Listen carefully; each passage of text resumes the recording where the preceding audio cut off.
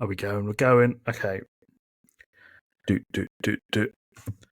Right, hello everyone, welcome to this new podcast. We're doing it. It's called the Imperial Brush Podcast. So you may be wondering, what's this all about? Basically, it's a Warhammer-focused podcast, primarily talking about lore, hobby, painting, all the good stuff. Now, I'm joined today by Battleline and Norm, and we're going to be discussing the essential tools and supplies for Warhammer painting. But first, let's get to know the guests. So I'll start with you, Battleline. What are you all about? Well, I'm known as BattlelineMinis, full-time paint drinker, part-time paint model dipper. Yeah, I like to paint minis. Good. I first heard of you, followed you, was introduced to you on TikTok. And then you made the move over to Instagram. I did, yeah. And you make lots of memes as well. Yeah, I mean, I suppose that's most of the focused mix of like sort of heavy metal style painting with a splattering of memes just to wash down the attempts that I do. That pretty much describe me as well, to be honest. What about you, Norm? What would you say about yourself? What would I say about myself? Well, if people know me, I guess they're going to know me as Dyson Pigment on Instagram at the moment, but we haven't introduced me as that because that's probably going to change in the near future. I've obviously been back in the hobby maybe 18 months, something like that. I work a lot, but I also create a lot of things within the hobby, I suppose. I've run competitions. I created the Painter's Portal, which is a fairly in-depth guide for beginners coming back into the hobby. I'd like to say that I paint a lot, but I don't paint anywhere near as much as I should do, I suppose, but that will hopefully change now I've got a fancy new hobby room. And yeah, I think I met you through Instagram, and we've chatted fairly regularly ever since. And then it was a bit of a surprise for me because you asked me if I wanted to be on a podcast, and I took it as a one-time podcast thing, and then you told me that I was going to be on with Battleline, and I was like, we're on this together. And then the broader picture came, and I was, rather buzzing. It's just, I like podcasts where, so I wouldn't want to do something that I wouldn't listen to myself. Yeah. And ones that I listen to the most are ones with a group of people talking, and you bounce off of each other, and I don't know, we'll see how it goes. We might all, hate each other at the end of this hour. Yeah, people might have already signed off. Yeah, so apologies everyone listening. This is probably going to be dead awkward, but we're finding a feat. And I hope you can hear our love for the hobby as we go through with this. But yeah, our main topic for today. So this is what I'm going to try and do. I'm going to try and guide the podcast over the episodes, try and guide it. I'm going to act as a host. And then we're just going to discuss stuff. Just but this is really, aren't you? Yeah. But we'll see how it goes. I'm going to end up probably talking about sweet and sour chips or something. That's the beauty of a podcast, though, right? That's why you tune in. That's why you tune in, to be honest. That's why I tune in anyway. So yeah, the topic for today is essential tools and supplies for Warhammer painting. So yeah, what is your number one essential tool for painting? Don't say, well, you can say whatever you want. Number one. Not going to state the obvious and say paintbrush. Yeah, I suppose. Yeah, that's what I was going to say. So what are the different kinds of brushes? Like, going in this, imagine you're like number one, just started painting. What would you do? What would you recommend for a new painter? Sorry. Go on. It's fine, mate. You go. I've had a friend just get into the hobby over the past month, and he asked me pretty much the same question about paintbrushes and what to use. I always like to say you probably want 3 paintbrushes in your arsenal, something like if we're going by traditional sizes, like a size, we're talking about Winsor Newton sizes, like something like a size 2 or 3 for like your main heavy duty work, and then something like a size 1 for your more detailed painting, and then maybe a 0 for if you need to attempt to do those pupils. I think those 3 brushes are the core of any painting setup, really. Yeah, I think one thing that recently I've learned is you need to try and use as big a brush as possible. Because I think when I came back into this hobby, I was like, yeah, you need to use the smallest brush ever. And obviously the belly just doesn't hold any paint. And then you wonder why your paint's drying out or the brush is drying out so fast. That is the biggest mistake I made when I first started back in. It was trying to use tiny brush. I was using like 000s. Yeah. And now to do the same thing, I'm using a size 2 set.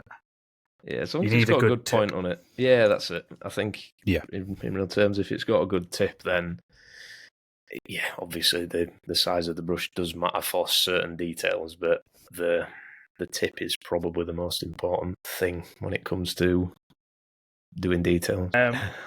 So what I'd say pop yourself down to like Home Bargains, or I think in America it's called like Dollar Tree or something, and get like the cheapest brushes you can possibly get.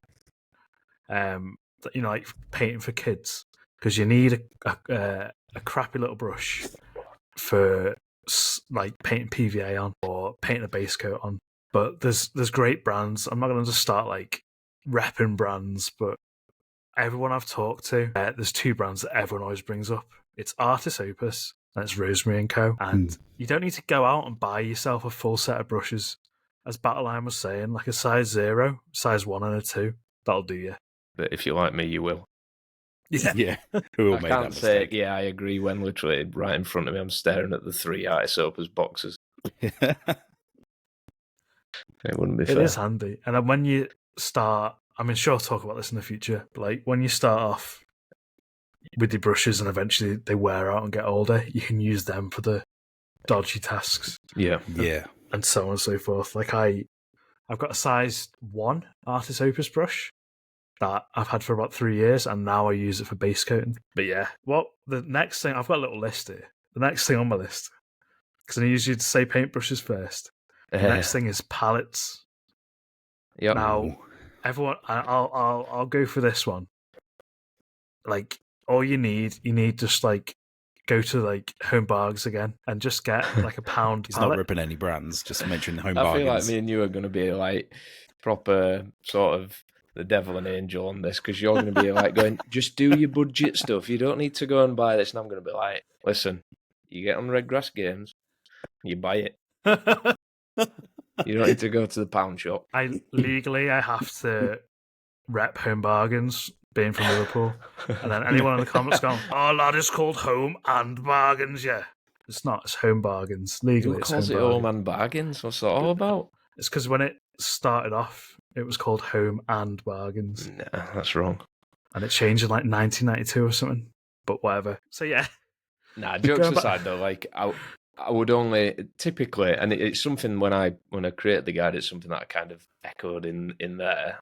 I'm a big believer of if paying more gets you a better quality product, then you shouldn't buy cheap in the first place. You should just save up and get something better quality. But I know that a palette and certain tools within the hobby, realistically, you're paying for a brand, and maybe the fact that it looks a little bit fancy but does the exact same job. So I do know that in some cases, actually, the homemade palettes do work better than some of these fancy things that are made. See, I've had that experience with having a palette from a brand. I just couldn't get along with the paper that they provided for the palette.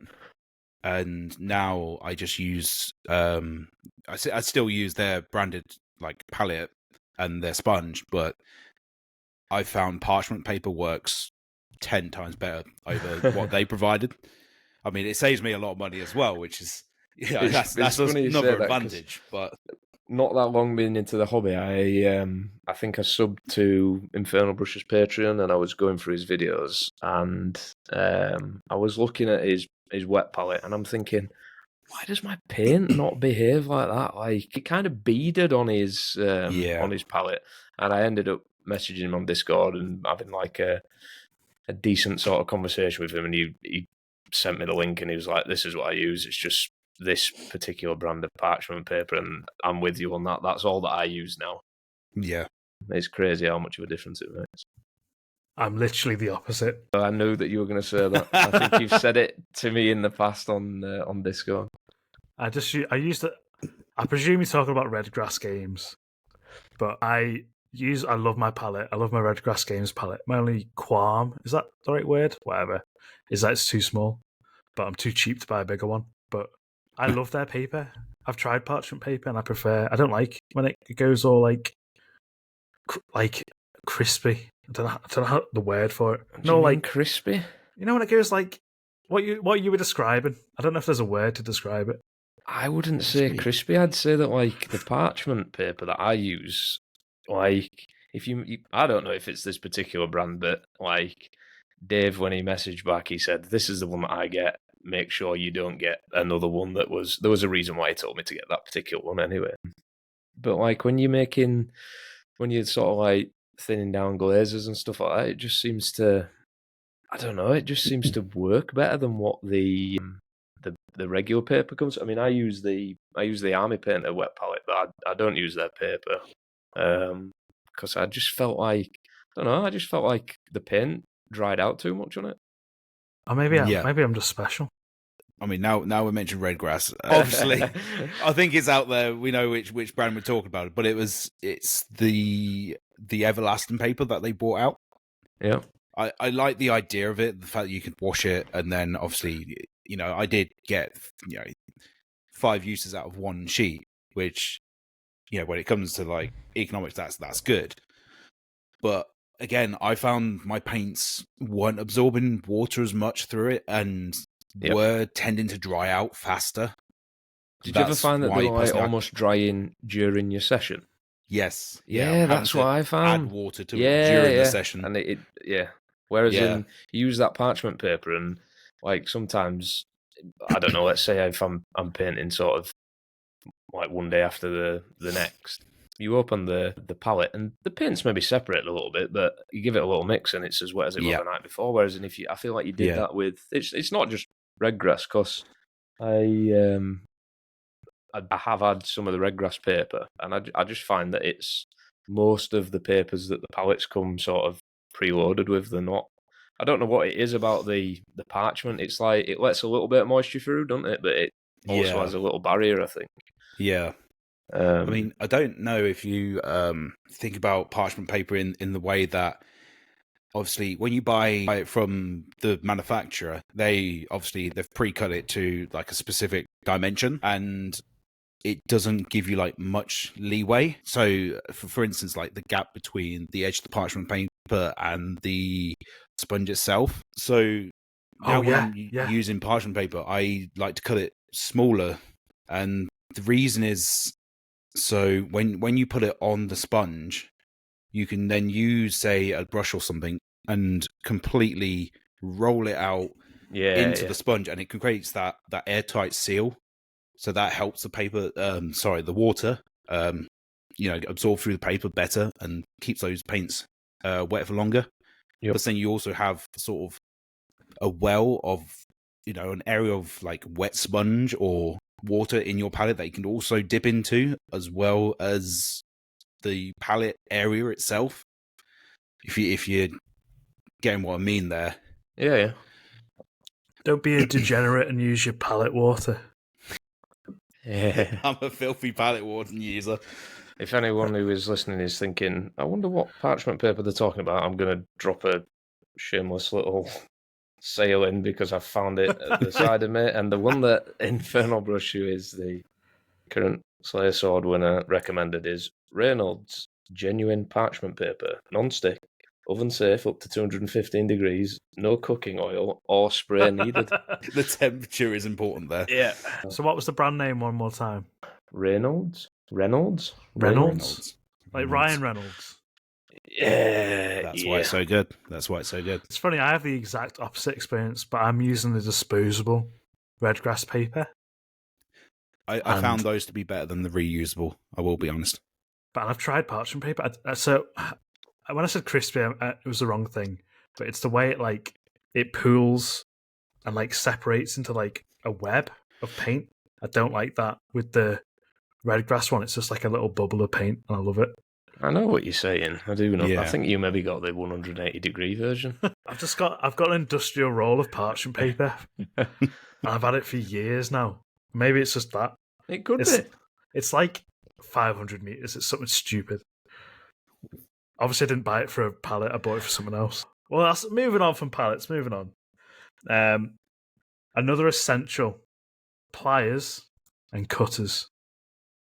Now, truth be told, I just used the ones that I got free. Like, cut a little bit away from the model and then clean it up with a knife.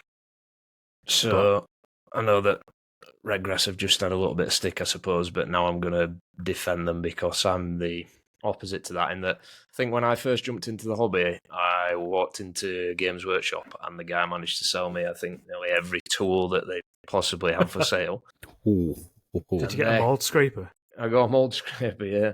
Oh, no. But their cutters, I find them, and I'm saying this after now using some Redgrass ones, but their sprue cutters are terrible. They absolutely mangle the sprue. And then I got some precision nippers from Redgrass, and genuinely, those things are so sharp. I think on one of the videos that I have coming out in the future, I showed just how little pressure you have to put on the model to actually cut through the sprue. They actually turned the model assembly into a bit of a dream, and it's something that I used to despise. And yeah, so big up Redgrass for those. I would the cutters, I would say, going back to what I was saying earlier, I would always now, after using those, recommend that you spend some money on some cutters because they're going to make your life 10 times easier, and you're going to not hate it as much if you're using a sharp tool as opposed to my clunky old GW ones that I started with. If you do a lot of pinning, which I mean, obviously, if you're starting in the hobby, you're not going to be pinning stuff, but do not use your nice cutters to cut pin wire. No. Oh, no. I've got my pliers, to be fair. I just took them out of my toolbox. In my cutter drawer, if you like, I have a little cutter drawer. It has a pair of heavy-duty pliers that are used for anything that could blunt anything, and I now have the GW ones that are a bit battered because I did use them for everything to begin with. And then, I've got the precision nippers, and I kind of work it in that way. Like, say, if you're cutting metal or anything that's like really hard, I use the heavy-duty pliers. If I'm cutting stuff from the sprue, I tend to use the GW cutters to sort of take a bigger piece off, and then if I'm trying to get a precise cut, then I go in with the old Redgrass boys and make the final cut. And then, like you say, if there's a little bit to shave off or whatever, I'd get the hobby knife in there. The Redgrass one, are they single-bladed, or are they like the single blade, so like one cut, so it doesn't push both pieces of plastic together. Ooh, you get, because I bought a cheap pair from Amazon, and they're not bad, They're better than the Citadel ones, but they're like a dual blade cutter. So obviously, as you compress the plastic, both blades cut into it, and you get so much of that like white stress marks from that. Those Redgrass ones, I feel like I'm like on some kind of sales commission or something right now, but they genuinely, they're a single blade. I know that you can get different ones, so these are the precision nippers, they're not the sprue cutters, but they're proper beauties. They make a right cut. So I'll just preface this now that I'd say this podcast is aimed at intermediate people or beginners, because I'd say I'm not trying to be rude, but I'd say none of us are like expert master painters. Definitely. I'd say we're all like intermediate level. But if you're just starting, Citadel are fine. Like, I still use Citadel. Yeah. Apart from the price point, I'd say. Yeah, I mean, like the free ones you get in the starter box. Oh, If you're going to spend the money on the Citadel branded ones, just get a Redgrass one. Yeah, because the Citadel branded ones are, I think now they're like 30 quid, something like that. The same price. Ridiculous. Yeah. Ridiculous. But yeah. Yeah, we're not trying to get people to start the hobby and go out and spend a fortune, but unfortunately, where my contribution is going to come to this podcast, I am child with adult money, and that's what I say every single time. If something is shiny and has a bigger price tag, I'm always like, there's got to be a reason. I might start electroplating stuff. I think I saw someone do that the other day, actually. I saw They a did. video I of was someone gonna doing say it with some custodies. Yeah. Yeah. Oh, I proper want to do it. I was like, is this electroplating or is Flameon just taking it to the next level? So I'll round off this little essential tools bit. There's one more essential tool on my list, which is a hobby knife. So you can go to Home Bargains. Just like most of the stuff you can get from Home Bargains, but honestly, like, just get a little hobby knife or go on eBay or go your DIY shop and you can get scalpels and scalpel blades or hobby knife blades, and they're so cheap. And I mean, I think when it comes to hobby knives, they're all pretty much the same. It's just I found certain ones have a bit like thicker in the grip, so it might be a bit more comfortable for like hands. But yeah, as for blades, I've not found any difference between buying branded ones or non-branded. Even I'm struggling on the upsell for this one, I'm afraid. No Red Grass Game blades only then. You only use surgical, like, sterilised blades. And they're still probably like pennies, to be honest. But, yeah, probably the exact same ones. Yeah, but I'd always say use a sharp one. Everyone differs. It's whatever's safest for you. But I've cut myself so many times with a hobby knife. When Especially blunt ones. Because the guidance always for using a knife is always aim it away from yourself. Yeah. But when you're doing a hobby, it's such a small thing, you put it close to your face and you're cutting towards yourself. Yeah, it feels so much more natural to cut towards yourself. Like, you're not sort of whittling wood down here, you know what I mean? It's it's one of those, even if you made a video now, you'd have to use that disclaimer of make sure you're always pointing away from yourself. But you're not, are you? You're always bringing it towards yourself. You can control the sort of cut or the whatever you're shaving off so much easier than away from yourself. Yeah, 99 times out of 100, and then you stab yourself in the thumb. Yeah. It's usually when you forgot that you've just changed the blade for a brand new project. Yeah. And you're thinking you're still using the old dull one. I've done that too many times. But they are handy for removing mold lines, for cleaning up the sprue, opening paint. I just lost my train of thought there. You were trying to add useful things for a hobby knife to do, weren't you, really? You're thinking, they can do all that. What else can they do? I know, what else can they do? I just use mine for mold lines, to be honest. Yeah, mold lines. A really sharp hobby knife. It's got to be proper sharp. And you can cut out transfers dead easy with it. But if you're going to do it, make sure, I only remembered this because I've got one in front of me right now, but you need don't do that straight on to the top of your workspace. Make sure you use like a... Don't do it on your mum's table, yeah? Yeah, I've just got one of those self-healing craft mats. Yeah. Go down to Home Bargains and you can get one of them for £1. Yeah. Honestly, like half of this stuff, not paints though, do not get paints from Home Bargains. No. But you know, that's like true for most things, to be fair. Like when there's a hobby, you're going to probably find most of the basics in like your cheap shops. And if you find them online in a hobby shop and it has the word sort of, I don't know, miniature hobby craft knife, it just adds a premium to it. It's kind of like wedding cake and all the rest of it. Yeah. It's the hobby painter's tax. Yep, pretty much. So yeah, for hobby tools, paintbrush, palette, pliers, knife. Now, it's not essential, but I'd say sandpaper. Like, I got a roll of 400 grit wet dry sandpaper off Amazon for about £5. Yep. And I just use a hobby knife and I cut it into little squares and I use that to clean up my models. Some people hate that. Some people loathe using that. But for me personally, I think that's really useful. I actually got have you seen I don't like sandpaper, to be honest with you. I hate that it's paper. That sounds daft. I got the sponges. Oh, I've got them as well. Well, I do like the sponges. They get like into all the sort of, or follow all the contours of the shapes and whatnot. You can get them on Amazon. Yeah, I got mine from Amazon. It's a Tamiya do them, but there's like a dupe you can get on Amazon for a lot cheaper. It's like 200, 400, 600, 800 grit sanding sponge. Yeah, really handy. They're really good for polishing up metal. Yeah. And for getting plastic polished up. But once you put a primer on, it doesn't even noticeable. Would you? I know that you're going through essential tools and you've gone through your list, but I do genuinely count this as an essential tool, so I'm going to bring it up just to see your opinion. But would you say a light is essential? A lighter? No, a light. Like a hobby lamp. Yeah. Well, yeah. Bloody hell, yeah. I don't think it's questionable, and I know that you can paint without a lamp, but I think once you've painted with a lamp, if you try and paint without a lamp, good luck. Oh, 100%. Yeah, straight up. Daylight bulb. Yep.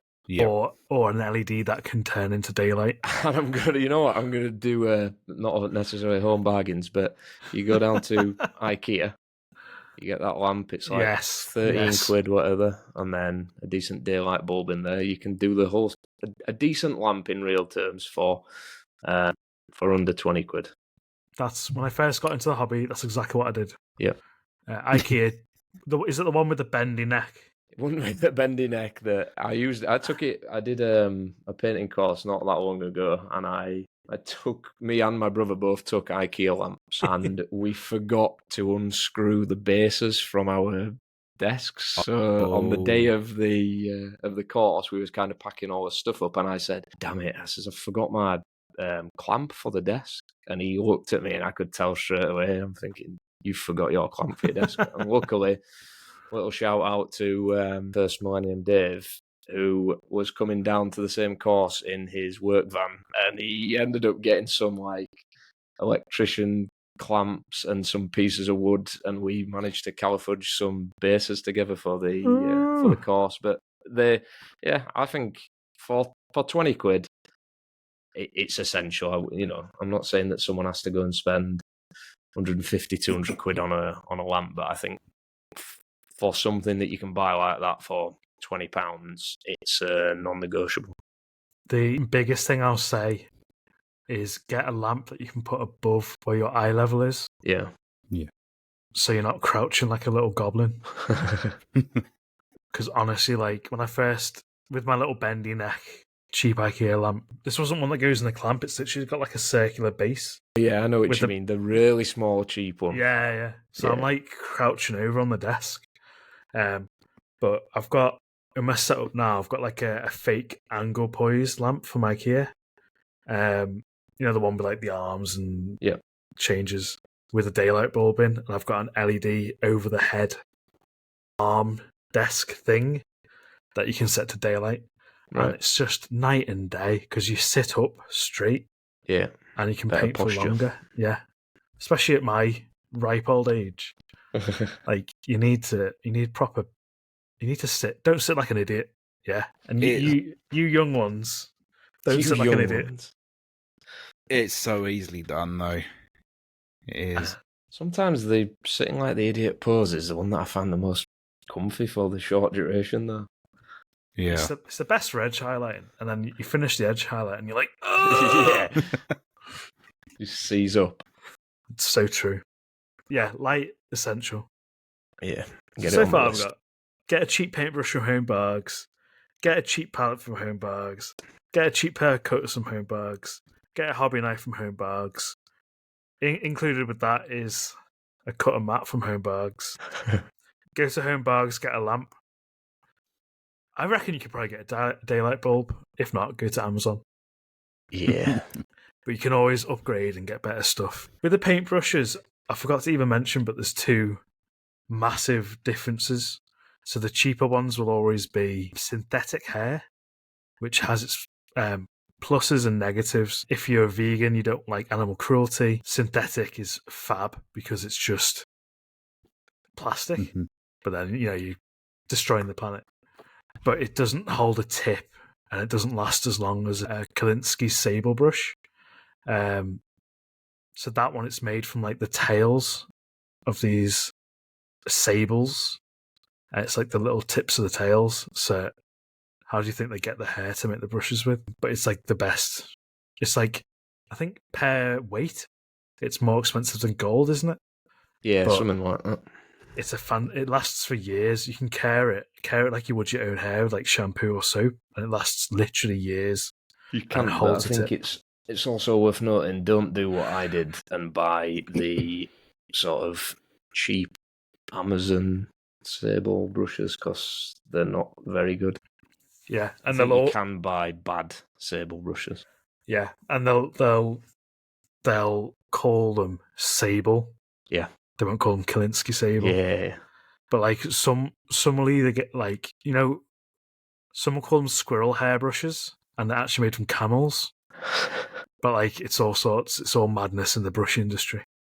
But yeah, it's just a good reputable brand that other people use. Give it a go. You might like it. You might hate it. Just get like a size 1 and a size 2 and just try it. That's all you need. And if you don't like that brand, try a different one and you find the ones that you like. Yeah, that's about it. But I'll move on. I'll move us over. We've spent half an hour chatting wham about essential tools, which to be fair is exactly halfway through my little notes here. There you go. So I've got here essential supplies. So primers. I've written explain the importance of priming miniatures and recommend different types. If you're not priming your minis, you're a fool. I'm going to just say that right now, because as a young child, when I first got into Warhammer, I didn't prime my minis and the paint fell off. Like, it is... You can literally rub the paint off with your fingers if you try and paint over plastic, and you have to paint thicker to get it to stick. It is so simple to prime minis. Now, there are exceptions. You might have lung issues, you know. Your parents might not let you use a spray can. You might live in an apartment. You might, you know, be ethically opposed to spray paint.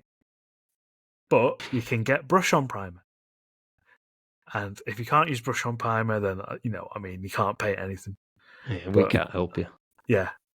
Just sorry about that. Yeah.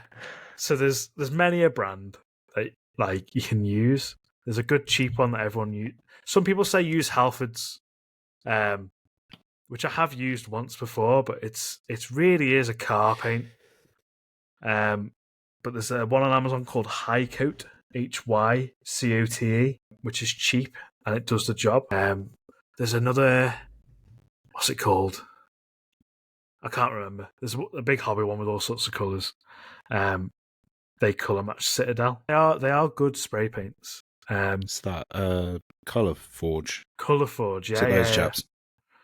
Yeah. So yeah, sometimes wait till they go on sale. Don't pay full price. It's like Domino's, yeah. And then Citadel as well, but they are quite expensive. But yeah, Chaos Black is a really good spray paint. It's a really good base coat. I think with Citadel, I've not had a bad primer from them.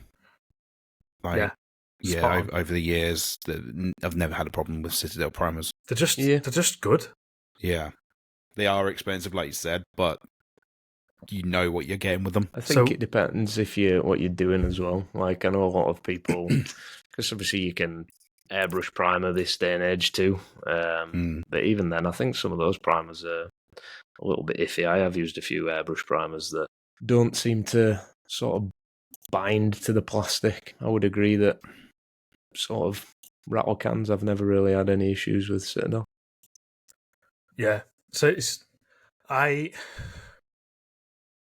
dead easy to mess it up with a rattle can. So just say you're painting a fence, you'd like go spray it, hold down the trigger constantly. But when you're painting the Warhammer, just do a little burst, burst, and never paint the same spot more than once. I think there's a bit of a mindset that when you're priming, you have to have this like full, completely cut, like thick, not thick, but like a full coverage. When you can still get like the adhesion from a much thinner coat from these like rattle cans. Yeah, like it's as long as you're like half covered the whole thing, it's still got great adhesion, and it's much better to not cover it fully than to try and overcompensate, and you've just like clogged up all the detail with spray paint. Yeah, when I was younger, It's very easy to do. my Urukai used to come in from the outdoor shed dripping in chaos black paint. And me having to try and find the eyes through 3 mil of black paint. At that point, you should just paint it as like a Nurgle demon or something. It's just that round and blobby. Yeah. Oh, who was it who did that? Midwinter Minis, like 500 coats of Norm oil. Oh, yeah. Didn't he do one with the texture paint as well? It looked like a chicken nugget or something. Yeah. But you can, I mean, I've had terrible experiences with brush on primer, as you were saying. But apparently AK is a good brand. I've never used it, but that's a spray paint. Like with our weather in England, it's always raining, so obviously you can't spray paint when it's raining. But apart from that, it always does the job. Just don't be spray painting inside. And wear a mask. Like, just think of your lungs. I'm not going to be Mr. Captain Health and Safety, but when you're 50, like once if you spray paint, it's fine. But like, if you're doing regular base coating, it's going to build up, and then when you get 50, you're going to get COPD, and you're going to go, I wish I'd worn a mask to spray paint my Nurgle demons. I'm guilty of it. I don't have a fume hood for my airbrush. You know, you should wear like full PPE, have a fume hood, you know, get some sacred oils out. But I always wear a mask. Pray till you're on the side. Yeah. But like, if you wear a mask and you're looking at the filter on it, it's covered in little bits of crap. Yeah. I just swore then. But sorry, guys. But yeah, it's just covered in like nonsense. And you're like, that'll be in you. And then you're doing that over years and years and years. It just takes the mick. I mean, I know we're all swimming with microplastic, but try and limit it a bit. Yeah. Don't add to that. Yeah. Got some concoction going on inside you. Plastics and acrylics. Lovely coat of chaos black in my lungs. Well, speaking of which, I'll move on to the next thing on my list, which is paints. Now, there's an essential tool that I forgot to mention, which isn't essential, but it changed the game for me. Aside from a wet palette, which we sort of talked about before, but you don't need that to start painting. You just need like a cheap pound one. It's a vortex mixer. Because we're going about to talk about paints, Citadel paints, if you use them with a vortex mixer, solves 99% of the problems people have with Citadel paints. Yeah. Corax white becomes usable if you've got a vortex mixer. Yeah. And you can get a cheap Chinese one for about £20. And I've had the same one for about, 3 years now? Does me right. It was from Vivor. It's 2,500 RPM. And it cost me about 20 quid. So, yeah. I think you were the one who told me to get one when you were streaming and said you were going to do a jiggle cam, and I wondered what the hell that was. What a jiggle cam was. I imagine your jiggle cam. Right, this is taking a weird turn. I was hoping the internet had forgotten that. Yeah, no. No, we're still waiting for it. But yeah, I ended up... I got it. And then my laptop blew up. But no, I do. I use it, and I have to agree. You know, like when sometimes you pick up a paint and you can see that it's so separated, and you do that thing where you shake it by hands, and you go, yeah, it'll be right. And it's never right. Like, you put it on the paint mixer and give it a good burst. Like you say, pretty much everything is usable with one of those. So yeah, I agree. Literally, get some glass mixing balls off Amazon, whack them in the Citadel paints, get a vortex mixer, boom, sorted. Like, it gets any paints usable. And also, it saves your elbow. Yep. So if you're if you listen to this going, oh, I can shake up a paint, I know.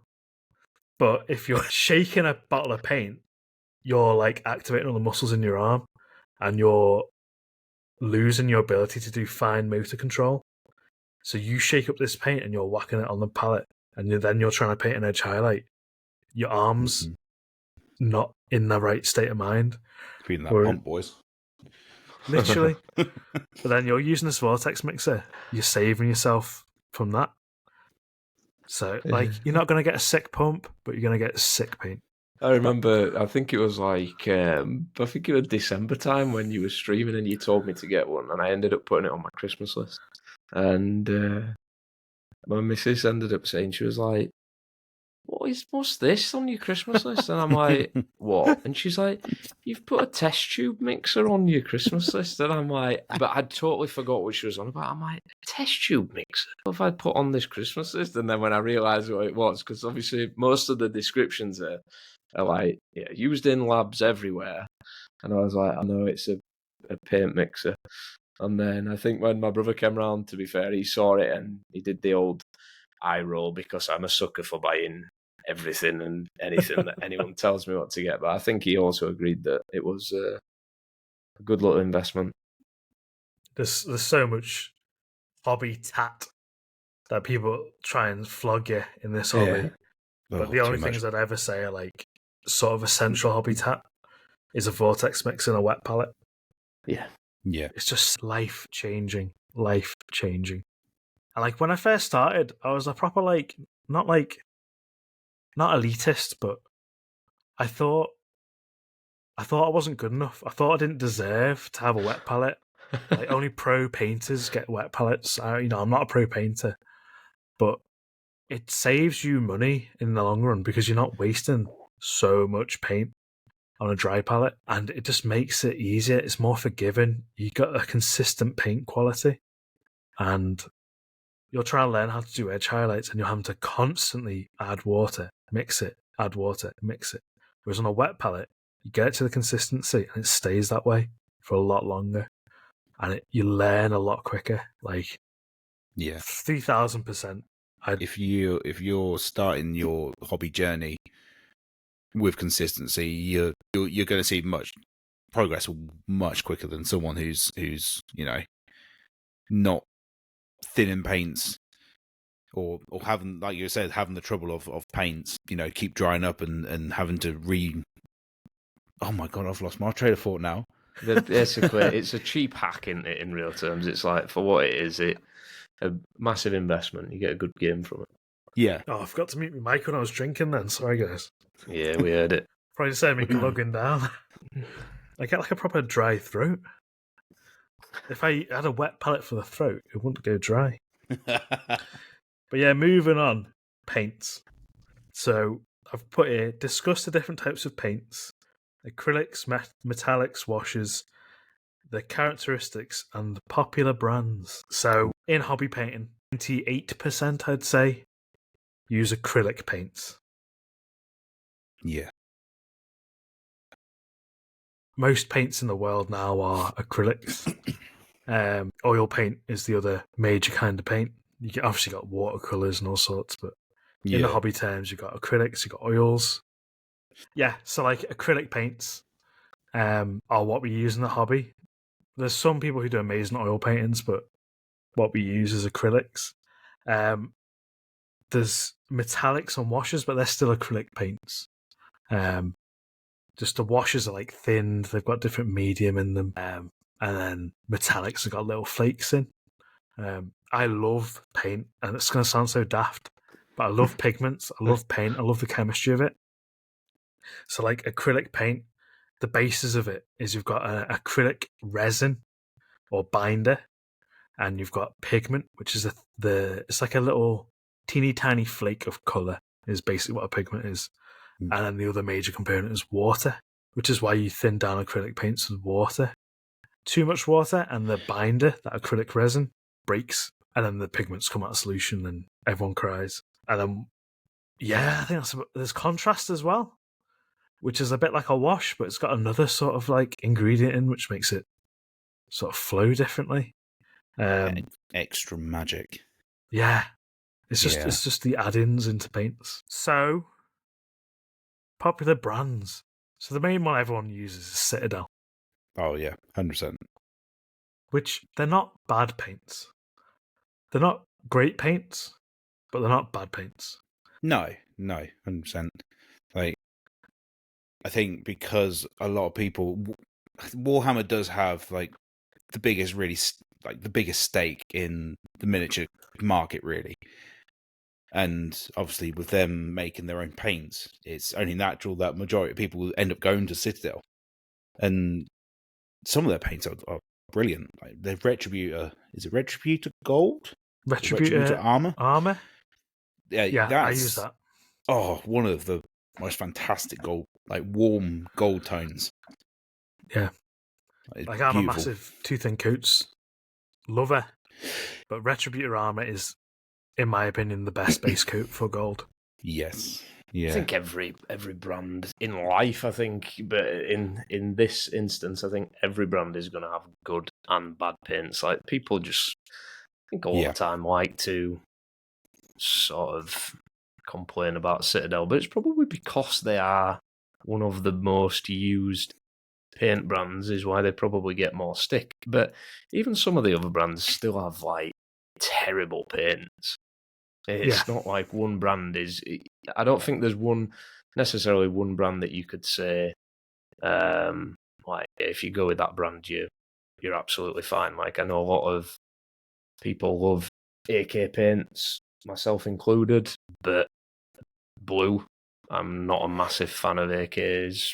Like blue range, the coverage is, I've always found pretty bad in comparison to others. So I just think it's, Citadel, I think people like to knock them more than what they necessarily deserve in some instances. Or get yourself a paint mixer and then you don't have to knock them at all. I will straight up say now, anyone just starting, just knock Korax White on the head. Yeah. Just Yeah. put it in the bin. I've got 6 pots of the stuff because you get it free with like magazines and starter kits. It is cottage cheese. It is horrific. You probably get it free with the magazines because they can't they can't physically sell it in their stores, so they're just having to give it away at this point. And I've done a video like years ago showing how to fix it, but the amount of effort it takes to do that just to fix it, just so you can paint with it. AK White. It's called AK White. Same color. It's just titanium white pigment, and it's a million times better, and it's also cheaper. Job done. And that'll sort you out. But otherwise, Citadel's fine. It's fine. For my whites, I use Vallejo. So there's a grey white, which I use for my off-white, and then I think it's called Brilliant White. I want to say that, but it may not be Brilliant White. If that, it's such a bright white. And you've got them in the pot; they don't look much different. But when you apply them, it's for the edge highlights. It's such a crispy, bright white, and it's so smooth. It's probably just pure pigment titanium white then. Yeah, probably. It's probably just the AK stuff. Yeah, they're probably so similar. But I use the same with AK as the off white and the white. Yeah. Like I don't want to go on this tangent, but I'm going on this tangent now. But I use as legacy colours from Citadel that I want all my stuff to match, so I have to keep using it. Like my Ultramarines recipe, I have to use Macragge Blue because all my other ones use Macragge Blue. But then predominantly I use Tooth and Coats, the brand Tooth and Coats.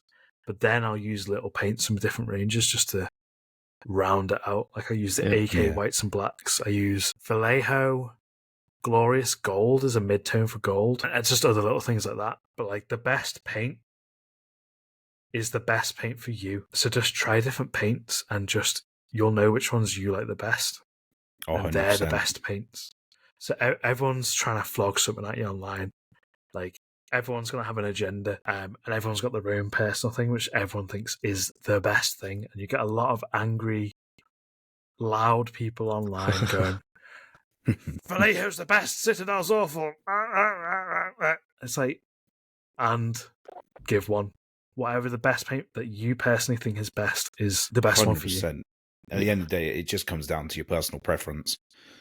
And the more you use different brands of paints, the more you'll find, what paints you like, what paints you don't like, what paints excel from one brand or what paints suck from another brand. And then you eventually just end up having this whole catalogue of paints in front of you and this complete like despair when you realise how much money you've spent on paints. A good tip, do not buy the entire range. Yeah. Don't go, I like AK paints. I'm going to buy all 400 paints. Yeah, you won't use half of them. To be fair, I did that with two thin coats, and I'd say I've used about 70% of the range. But then there's other ones like I just haven't even touched because I don't paint purple. So it's why? Well, I mean, I do. You should definitely try the two thin coats purples. They are gorgeous. They purples, are gorgeous paints, but I just don't use them because I don't paint purple. So Hawk Lords aren't they? Basically Ultramarines, aren't they? Hawk Lords. I think it's also for worth another day. Noting that if you're like, let's say you're looking at a tutorial or whatnot, and it's telling you to paint with this paint, sort of check the date on the tutorial that you're watching, because a lot of paint brands do change the recipes, or they bring out new ranges with same named colours. Like I think is it Vallejo that recently changed the game formula? Yeah, Vallejo very recently. Army Painter sort of recently. Citadel 2019 on the sly reformulated everything. Yeah. Army Painter is pretty much who I was getting at for it as an example, because like the previous paints were absolute garbage. Yeah, pure got garbage. Slated. Yeah, got slated everywhere. But the new paints, I mean, I've got some of the Fanatic range, and I know that like when you look on YouTube now, quite a fair amount of the sort of big painters on there are using Army Painter paints, and I think, well, if they weren't decent, then they wouldn't be using them. Yeah, there's also a bias. Like, you got to be aware of biases, because Army Painter did give most of the influencers on YouTube the entire Army Painter range. They did. Oh, they do have a content creator team, don't they? Yeah. Yeah, but like people like, I know that I think Vince Venturella uses them, and I watch quite a lot of Vince's stuff, and I think he's quite a trustworthy sort of content creator in that he says he won't use, or he won't sort of advertise anything that he doesn't use, and he won't use anything that he doesn't think is worth using. Yeah. I mean, I fully agree. Maybe I misspoke. What I mean is, like, it's a supply thing rather than. Yeah. So if you've got 400 paints that you were gifted, you've got them there, so you're going to use them.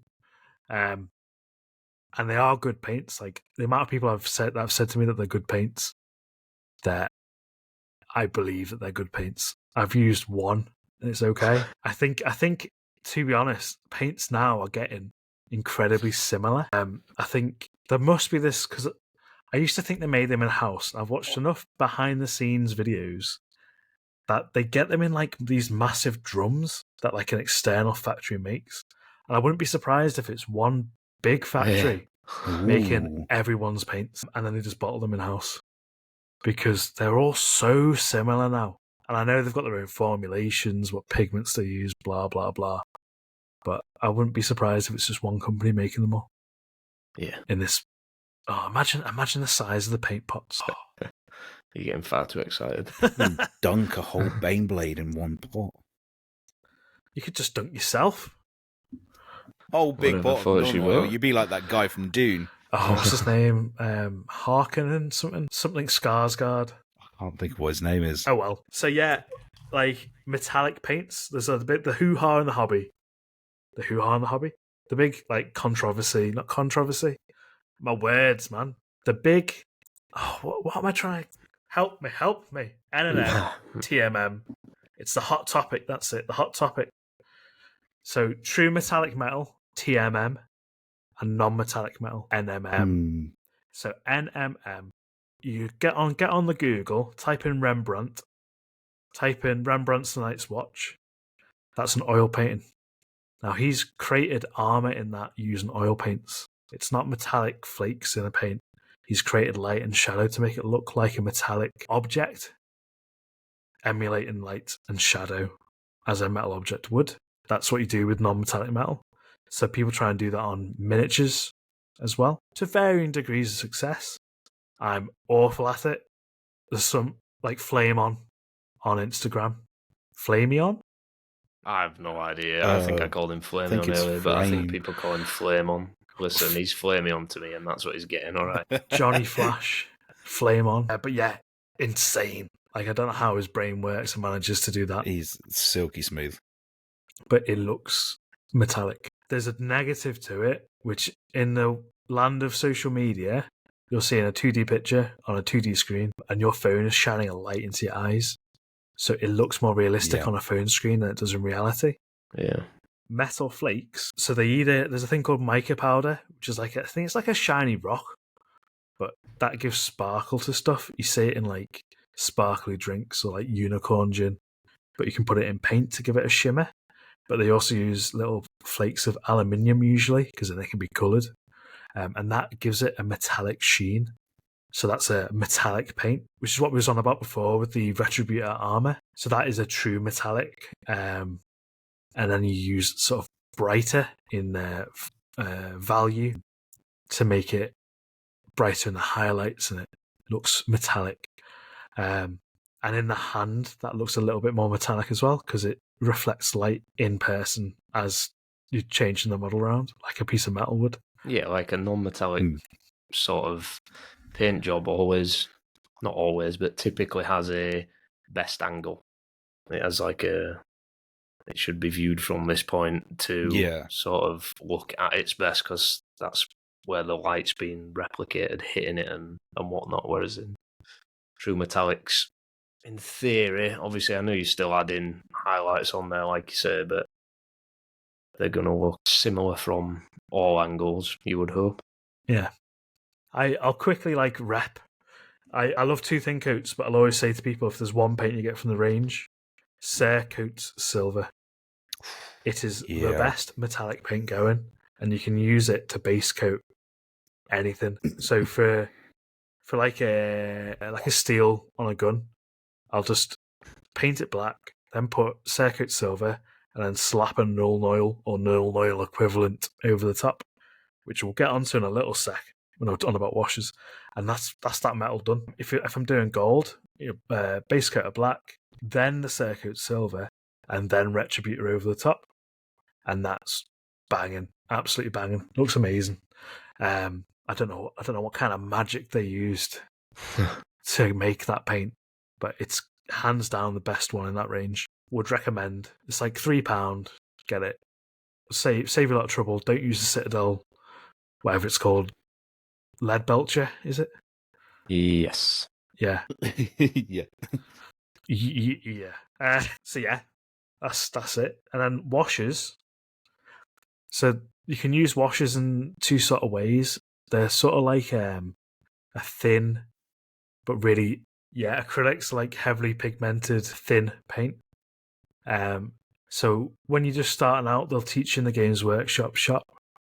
Paint your paint on the base and then slap the acrylic all over it, and it goes into like the recesses and all sorts. But I'd recommend it once you get the brush control, follow the recesses yourself. Don't slap it all over the model because it saves you time because you have to go in and clean it up, and it saves you paint as well. Definitely very counterproductive. I feel like Games Workshop have their painting scheme in a way to sell more paint. I mean, it's a smart move from them, to be fair, if that's the case. But everything they seem to do is like focused on using more paint rather than less and being more sparing with it. Yeah, I couldn't agree more. Because I've been to the little tutorial they do in the shop, and you literally dunk the model in the paint pot. I think someone said that they told them to not even add water to the paint. Like you can use it straight out of the pot. Yeah. That's another thing we haven't even mentioned. That's like the biggest thing. Thinning your paints. Thin your paint. You don't need to thin your paint, do you? You just dunk it. But if you have the wherewithal to go onto YouTube or Spotify and listen to this podcast, I'd hope you've probably heard it before. But if you have not, get on Google, Google how to thin your paint, watch your videos because you need to visually see it. But literally, get your palette, get a bit of water, thin your paint down a bit. Duncan Rhodes is great for this. He shows you on the palette and shows you how to do it really well. So having a palette cam, he's a good egg. it's brilliant. I've done a lot of Duncan Rhodes, repping his paints, repping all his stuff. I think one of the what's he called now? I think is it Brushstroke Painting Guides on YouTube. I think he has a how to thin your paint step by step, and it kind of explains why and shows you the differences. And I know that I think it's a fairly lengthy. I say fairly lengthy video. It's like 15-20 minutes, and I know you're going to think, how can you have a 20-minute video on how or why to thin your paints? But it is one of those where it deserves all of the views that it gets. It's a really good video. Is there a section in that video where he goes about, he draws like a little diagram showing what happens if you don't thin your paints versus that video is brilliant. Yeah. Honestly, that is, when I watched it, I was like, it's perfect. It explains it perfectly. He does a cracking job of just not only like explaining, but like physically showing why you thin the paint. Yeah, how it behaves on a surface if you do, and he explains like what happens if the paint's too thin and all the rest of it. But yeah, good video. So thin your paint, basically. So I'm speaking of which, the next thing on my list is thinners and mediums. Oh. So this is another contentious subject. So when I got into Warhammer painting as an adult, I had come out of doing oil painting where thinners are much more necessary. There's all sorts of things you can add to the oil paint to make it flow differently, dry quicker, all this other stuff. With acrylic paints, it's not as more important. You can get things called retarders, which make it dry slower, but like they're not really necessary. No. Get some water on it. All you need is water. Yeah, water is the best in it. It's an unneeded expense. There is Lamy and Medium. You can get a pot of so Lamy and Medium, is paint without pigmenting. It is handy for when you're really, really thinning paints out. It stops it breaking. But like 90% of the time, water is completely fine. You don't need to be thinning your paints with Lamy and Medium. But like when you get into more advanced techniques and start glazing, maybe a bit of Lamy and Medium. But even then, pro painters, I was going to say, I never use any Lamy and Medium or any thinners and stuff. And even with glazes, and when you thin down to say like a wash, or when you want to go even that bit further and thin down to a glaze, water. Every time it's just been water for me. And touch of wood, so far I've not had an issue, but I know that's probably going to bite me in the ass now I've said that. in the butt, sorry. I've had angry commenters on Instagram demanding that you have to use deionized water. No. And it's just... I would say yes if you're pre-mixing, you're thinning out a pot of Citadel Blood Angels Red that you want to put through the airbrush, and you're going to do a whole 1 litre bottle of it that's going to sit on your desk for months. I'd say yes to it then. But the funny thing is, tap water will have more protectants in it, like chlorine, than deionized water will. You've got deionized water's got nothing in it. Like I'll argue this to the hills, and like that's a good point. But yeah, either way, just get into your tap. If you can drink it, it's good enough to paint with. So if you tap water, if you can't drink your tap water, then go ahead, get a bottle of Evian, or Fiji water. Use whatever you want. Cool, pushing the boat out there. You might as well just get thinner at that point. It'll probably be cheaper. Yeah, it probably would be, to be honest. I wonder. Nah, probably. Fiji water would be cheaper. Highland Spring. That's only that's thin my paints with Voss water. Man, I bet there's someone out there who does, Yeah, probably. Oh, it's not me, I promise. Just go to Home Bargains. Honestly, Home Bargains, such a good shop. I love it. Like, it's been there for me throughout my life. Oh, God, what a shop. Home Bargains, if you listen to this, I'll happily sponsor the podcast. Your Warhammer gear supplies at Home Bargains today. It's the only shop you can get Warhammer equipment, bacon, curtains. You know what I mean? Yeah. It's just... One stop for everything. Yeah. Do they even have Home Bargains by you? Do they have them down south? Yeah, we have got one in town, actually. It is one of the more recent additions, but yeah, we have got one. That's good. And I dread every time I go in. Little, how dare you? It's the message. She goes in. I'm like, well, I'm gonna have to remortgage the house. Yeah, that is me. We That is me in the relationship. We play a game where I'm going off on a little bit of a side quest now, but if we're driving on the motorway, we have a little game, and it's like spot a lorry for a particular company, and if we're driving over like Manchester, Liverpool way, then you always pick Home Bargains because you can almost guarantee that that's winning the game for you with the amount that come back and forward from that place. Well, it's because it's a Liverpool company. Yeah. So it's moving on from Home Bargains. So I've got here on the list. I mentioned other essential supplies such as glue, transfers, and basing materials. So I'm gonna say it. Go down to Home Bargains. Go to the garden section and pick up a bag of sharp sand or soft sand or whatever it's called. Yeah. You can get basically it's the grains are round or the grains are sharp. It's about £2 for about, I think it's a 500 gram bag or maybe a kilo. Don't use your mum's finest baking tray, but you can also pick up a baking tray from Home Bargains. I knew it. Right. And then bung it in the oven. Cook it for a couple of hours, make sure it's bone dry. Kills anything in there, dries it out. And then whack it in a jar. That will be enough sand to literally last you your entire hobby life.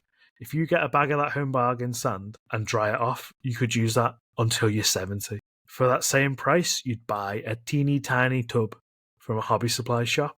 It's exactly the same stuff. And the upsell on that is insane. So much so, I was debating getting into it when I first started the hobby. I was like, there is a business here. I could undercut everyone. But I couldn't be bothered. Could not be bothered. But yeah, go to the Home Bargains, easy sand. And you can get PVA from there as well. And like, don't get ripped off using this hobby stuff, £9 a bottle. Go to the art section at Home Bargains and get yourself some PVA. But I'm going to have to go away from Home Bargains for this. Go to B&Q and get wood glue. So wood glue is just PVA, but fancy. Yeah, but it is really good for sticking stuff to bases. Yeah. Regular PVA, I found, if you use sand, it tends to peel. Yeah. So a good trick for that as well is score the base with a hobby knife. Like, scratch it. Yeah. It's just a general rule of thumb for adhesion. But yeah, that gets the PVA to stick into those scratches. But for a beginner as well, get your cheap Home Bargains sand, get your cheap PVA. That'll do you. And your brushes as well, obviously. And your snips. And your snips. Your cutting mat. And your cutting mat. Just not your paint. Not your paint. Don't get your paint from there. Honestly, when I first started oil painting, I bought oil paints from Home Bargains. And it was the most horrific. It put me off. It was only when I used proper oil paints, I was like, oh, actually, this is fantastic. It's beautiful. Yeah, don't get oil paints from Home Bargains. They turn to brown slush. Because one of the main things about oil painting is that when you mix it, it's beautiful. You can make these beautiful colour mixes. Cheap oil paints are horrific. Sorry, moving on. Plastic glue. Now, straight up, you guys might agree with me, but I think the Citadel plastic glue is fab. It's got its little metal doohickey, great for applying. I use that for most of assembly, but there's also Tamiya extra thin, and that's really useful. I'm on the Tamiya stuff. I don't know how the hell people stop those Citadel metal nozzles from clogging up. I think I get about 3 uses out of them, and then the next time I come to it, I'm like, yeah, what's going on here? So I've got a trick for you. Go I on. heard this on a different podcast. But if you get a lighter, so hold your little metal nozzle Yep. very gently in a plier and heat it up with a lighter. Mm-hmm. It clears it out. It does. Right. I will try that. The liquid's flammable. Yeah. Boom. Make It's sure gone. you're doing it in a well-ventilated space, though. Yeah, wear a mask. Get your safety spectacles on. Hard hat. High vis. Yeah. Get the old steel toe caps out. Yeah. Yeah. Get someone stood 5 foot back, waving a flag. Or you I'll can use a try bit of that. Tamir. A little dab of Tamir on the tip. And that 9 times out of 10 does it for me as well. Clears out the nozzle, I mean. Right. Transfers as well. Like, I'm horrific at transfers. I can't do them. I just taught myself to freehand so I don't have to do transfers. It's got that bad. Yeah. I mean, fair play to you, though. It's a good skill to learn. Yeah, I remember ages ago I taught you how to do an ultramarine symbol. Yeah. Because it was Still like, remember that. because it's just like, it's just such an effort trying to put a transfer on a curved surface. I've tried everything. I've tried every method. And even when I'm doing it on a flat surface, I just get like bubbles under. It's just so bad. There's definitely a knack to it. There's all the people who shout microset and microsol. Which I use. And yes, it works, but there's still a knack to getting it to sit flat. And a lot of the time it involves grabbing your X-Acto blade and cutting it and re-sticking it, reshaping it and stuff. Genuinely. It's special with pauldrons. Pauldrons are the worst. Yeah. The time it takes you to mess about with a transfer, you could have freehand painted the symbol. Probably, to be fair, yeah. Like, just do what I did and force yourself to freehand paint. But I've seen some people, they just do it on pauldrons and it's beautiful. And just like, you know what? All power to them, but it's not for me. But I'll quickly say the method, like the go-to, what you should do method. And just know that this doesn't work for me, but apparently it works for other people. So you paint your surface, you then put a layer of gloss varnish to make a nice smooth surface. You then wet the surface with water or microsol, and then you cut your transfer out with an X-Acto knife. You soak it in water. Some people put it on a wet paper towel. It's just to hydrate it and get it off the backing. You then gently put it onto the surface using a brush. You then pat it down, let it dry. You use microset over the top, and then pat it down, make sure it's perfectly flat, and you seal it in with a matte varnish. Which is what you're meant to do, but oh my god, it does not work for me. Why? So What do happens? it slightly different. I get bubbles and stuff, and Yeah, you just get a cotton pad or cotton wallboard and just No, roll them like- out. yeah, I do. But then, like, when I put the mat on the top, it will fog up. Or when I'm doing on a curved surface, you get like wrinkles and bubbles, and you flatten it out, and then the other side gets all bumpy. It's just, I just can't be doing it. Yeah, you stick to freehand. I just freehand it. There's some great tutorials on the YouTube. There's a guy called John Bias. He does a great tutorial on how to do a transfer. But also, maybe don't take my opinion because I can't do this. But he does an enjoyable video. I love him. He's a good egg.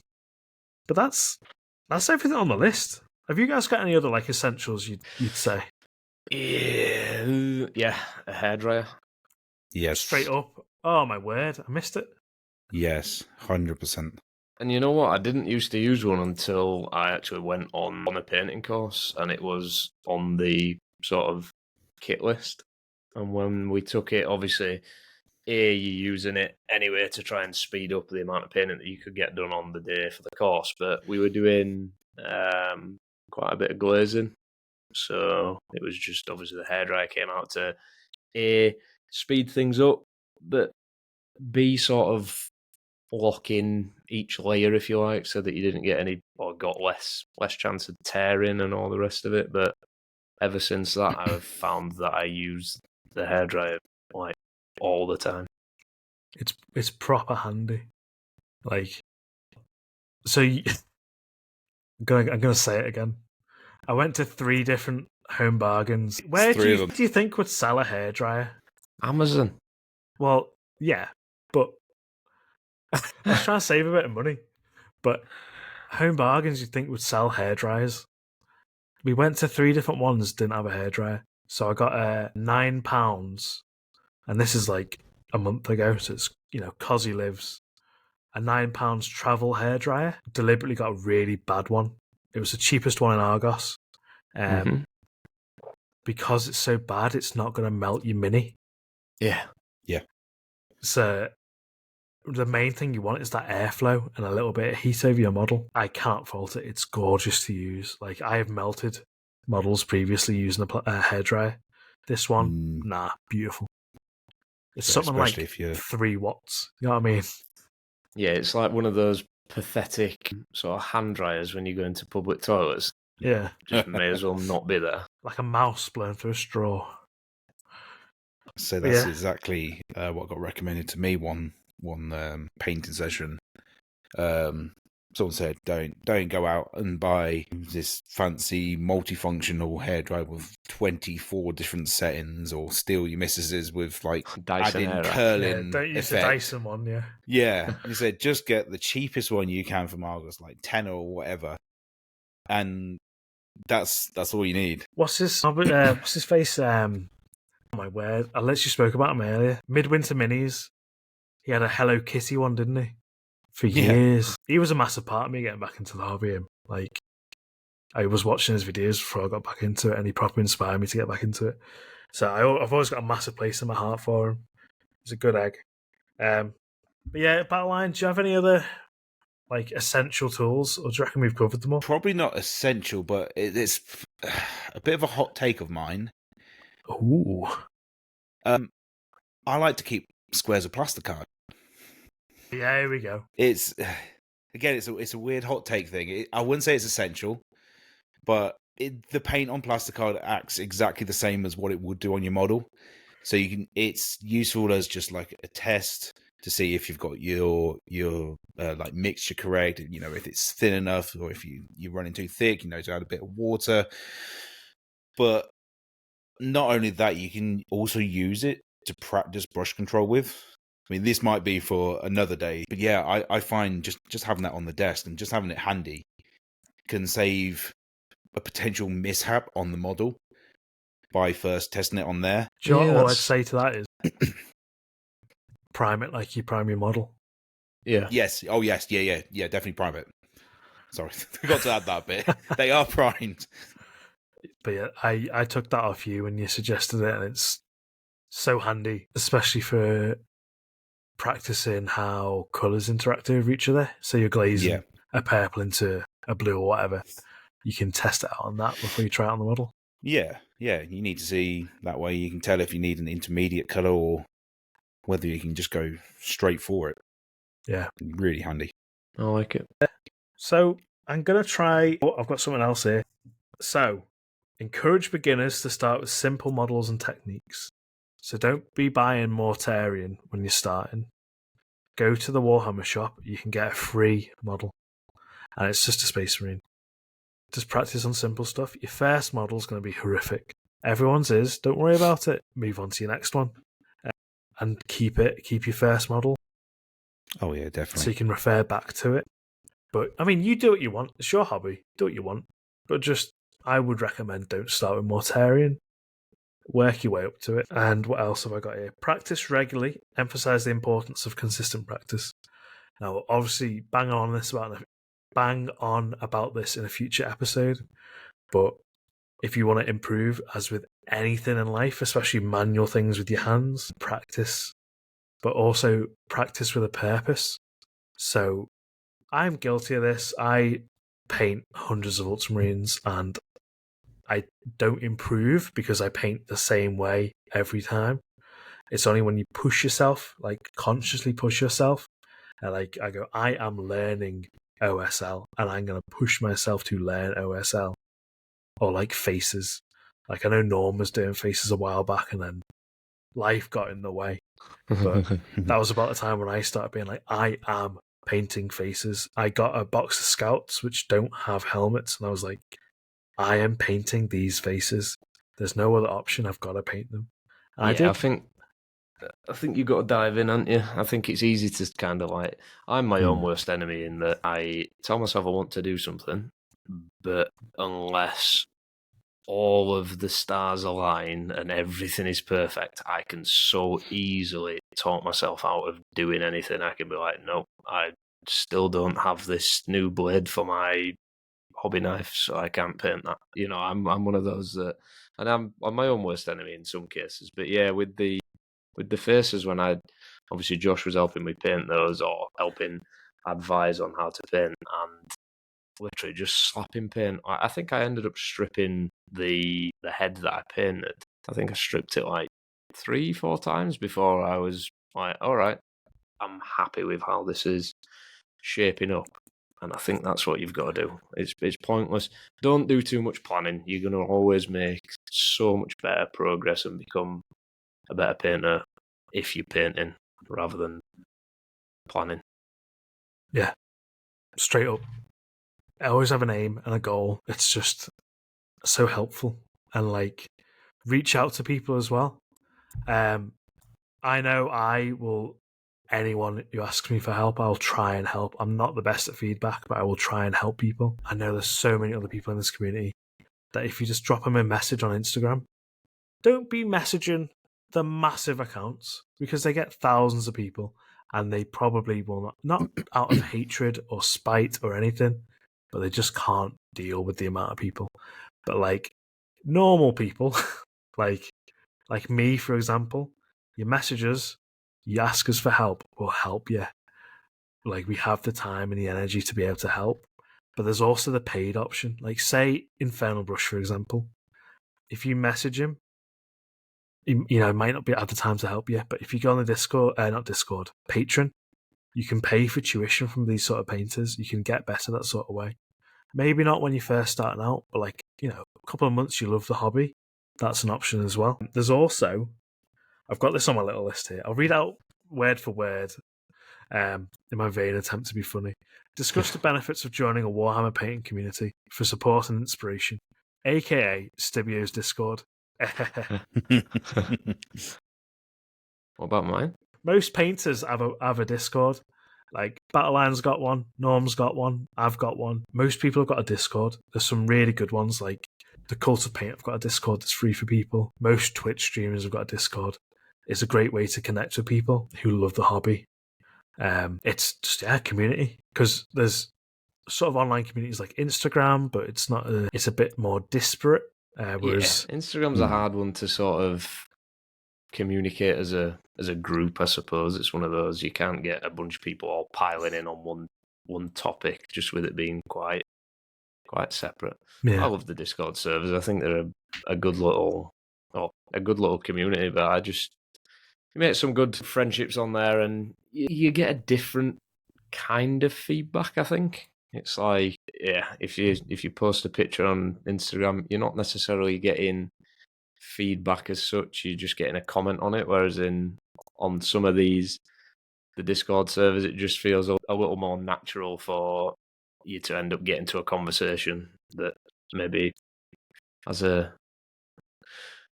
outcome rather than, you know, just commenting on someone's picture saying, yeah, this looks good. You're more likely to sort of say, yeah, this looks good. How did you do this? Or, you know, what have you thought about this? And yeah, conversations seem to get rolling more on Discord servers, I find. Yeah. But I mean, there's also like the fear of you don't want to give, because like, I'm going to say a rude word, you don't want to be an asshole. Someone's putting someone on Instagram and you're going, well, Yeah. I think you could have done the non-metallic metal better. And like, Yeah. why? Just don't say stuff like that. Just a life tip. But yeah, if you want critique from people, ask for it. Be prepared to get your feelings hurt sometimes. You might think it's the best painted thing in the world, and people aren't going to slate you if you ask for critique, but be prepared to accept that critique. So I've done it before where I think something's great. I've asked for feedback, critique, and I've been a bit like, oh, okay. And I've took it on board. That's the main thing. But also try and separate what they're saying into opinion and facts as well. Because that's, what's it called? Paint perspective. They hammer that a lot. Opinion and facts for feedback. Factual, your lines are messy. Opinion, you've not used the right colour, for example. And what's another thing that someone was saying? It was like, if you wouldn't ask them for advice and they give you unsolicited, I know what you're trying to say. If you wouldn't ask them for, it's something to do with their opinion, isn't it? Like if you, you've now got me on that. Like you've made my brain freeze too. But I also know the exact sort of quote that you're trying to. That's it. It's never take criticism from someone you wouldn't ask for advice.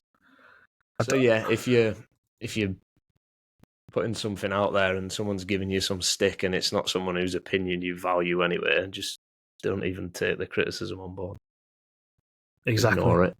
And if you, it's a conversation for another time, but if you get bigger on social media, you will get a lot of unsolicited feedback. It's just one of them. You just got to sort of deal with it. It's an unfortunate state of the internet.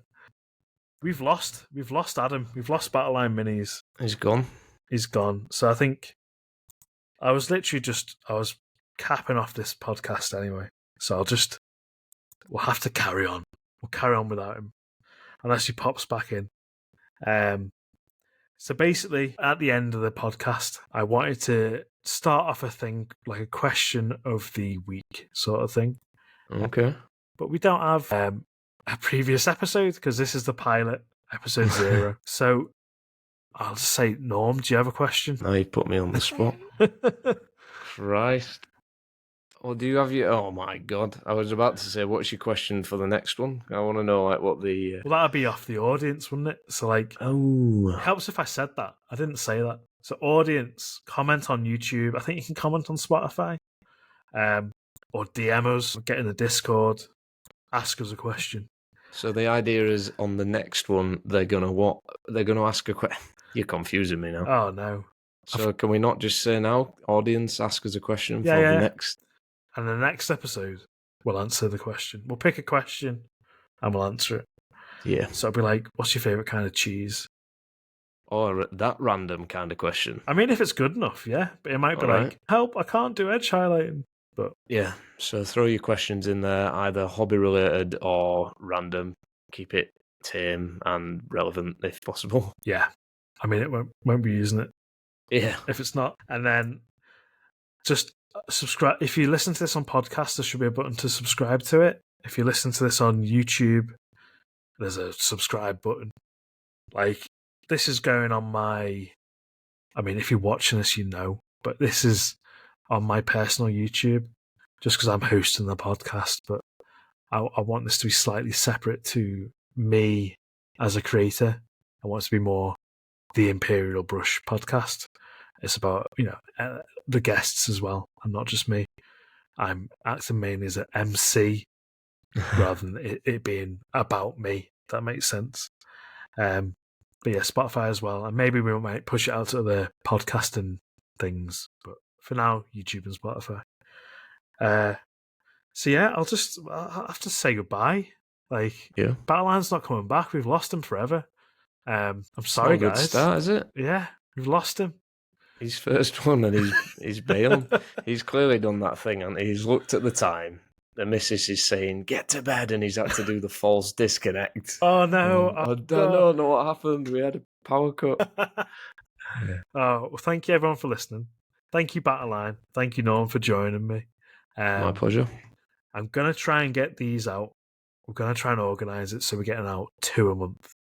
It's a lofty goal. We'll see how it goes, but yeah, I hope you guys tune into the next one. And if you've... Oh my days, he's back. He's back. He's here. He's back. Hello? Hello? I was just saying goodbye as well. Battleline, are you there? Hello? He's there in spirit? Yeah, he's there in spirit. He knows we're saying goodbye. I was literally about to press stop. Are you there? Come on, Battleline, we need to know what your favourite cheese is. No. I think he's broken. Am I broken? He's now doing that other thing where he's saying, I even tried to rejoin. So yeah. We'll get him next time. Hopefully he comes back. Hopefully I've not scared him off forever. So hopefully you guys will tune in next time. This podcast is primarily going to be on Spotify and YouTube bi-monthly. I think that's the right way to say it. Twice a month. Yeah. We've got a cool guest lined up for the next episode. And I want to try and make a mix of regular and special guests. It just depends how our schedules work out, but it's more of a collaborative thing, and I want this to be about us lot. Absolutely. Yep. So yeah, see you guys Okay. then. You shall. Right. Peace out. Thank you very much. Peace. Right. Bye.